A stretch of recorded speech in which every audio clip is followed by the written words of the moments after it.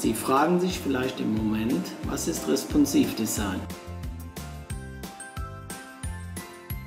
Sie wissen sicherlich, dass Internet heute eines der wichtigsten Medien ist und meistens von Desktop-Computern genutzt wird. Richtig? Aber was ist mit mobilen Endgeräten, Smartphones und Tablets? Der Anteil der Internetnutzung auf mobilen Endgeräten steigt enorm von Tag zu Tag. In 2011 betrug der Anteil ca. 11%. Letztes Jahr waren es schon 25%.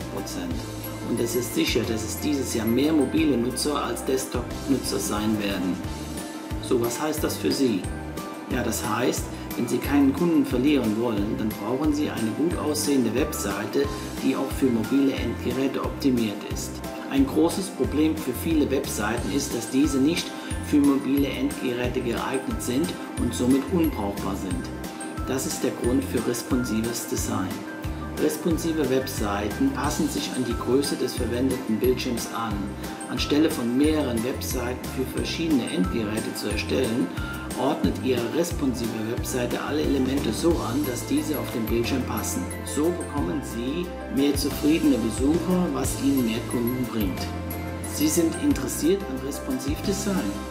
Sie hätten gerne eine responsive Webseite für Ihr Unternehmen.